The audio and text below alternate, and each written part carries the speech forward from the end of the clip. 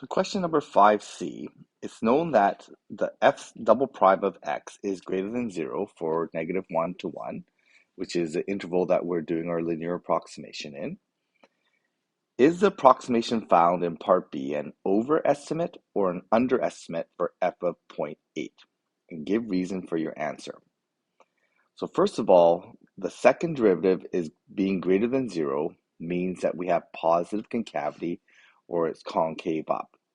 So we're going to have a situation here where the blue graph represents f and the green line would then be the linear approximation line. And we can see that if our approximation is at x is 1, our tangent is at x is 1, and we have our estimation at 0.8, we can see that our approximation value is below the actual curve. So it is an underestimate. So we know that f of 0.8 is above the y value on the curve at 0.8. So that means that this must be an underestimate. And the reason is due to that positive concavity. 5D. Use separation of variables to find f of x, the particular solution to the differential equation which was given above. So we've also been given an initial condition. Okay, that's going to be our initial coordinate. That was the coordinate that we used our tangent line at. So the key is when we are solving a differential equation like this, we want to separate and integrate. When we separate this, we separate the y's with the dy, and we put the dx on the x terms. So I'm going to separate my variables here. I'm going to put the y's on the left-hand side. So I have my times dy here. I'm going to end up with square root y plus 7. On the right-hand side, I'm going to have 1/2 sine pi over 2x. And I'm going to put the dx on this side. These terms actually represent rectangular area parts. And if I sum up the left side and I sum up the right side, I still have equality here. And when I do that, I have an integral with y's and dy's, which is compatible on the left-hand side. And on the right-hand side, I have an integral with x's and dx's. So that's perfectly consistent. So what I can then do is integrate both sides of this equation. So y plus 7 to the power negative 1/2, it's negative because it's in the denominator. I'm going to add plus 1 to that power, so I get positive 1/2. So I end up with y plus 7. And I'm going to divide by that positive 1/2, and I'm going to end up with a coefficient of 2. That's my left-hand side. On the right-hand side, I'm going to anti-differentiate sine. The antiderivative of sine is going to be negative cosine. So I'm going to end up with negative cosine of pi over 2x.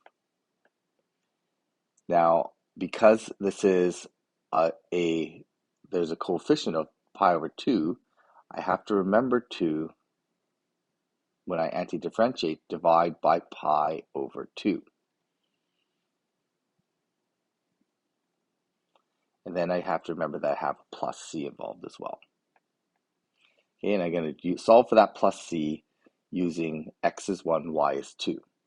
Now I'm going to simplify, I'm going to clean this up a little bit. So I'm going to end up with 2 square root y plus 7 is equal to, I have divide by 2 in the numerator, divide by 2 in the denominator. Those are going to cancel out. So I end up with negative cosine pi over 2x over pi. And then I have my plus c. I'm going to maybe do one more step here. And I'm going to divide both sides by 2 before I solve for my plus c. Now we can solve for the plus c at any point, but this just is going to make it easier for me to keep track of my coefficients.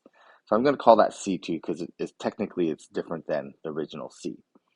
So at this point, I'm going to plug in my initial condition. So I have the square root of 2 plus 7, and that's going to be equal to negative cosine of pi over 2 times 1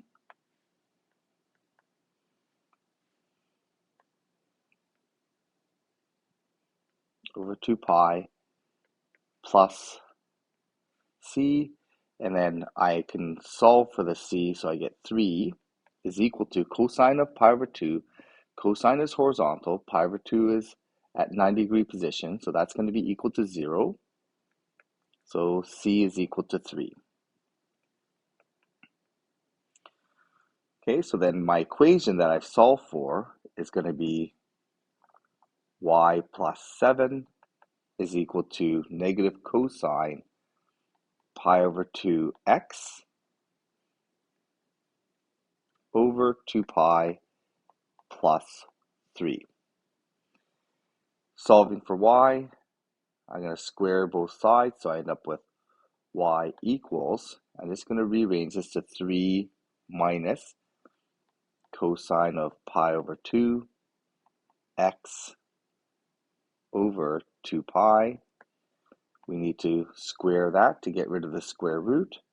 I need to subtract 7 to get rid of the plus 7. So there is my solution to my differential equation.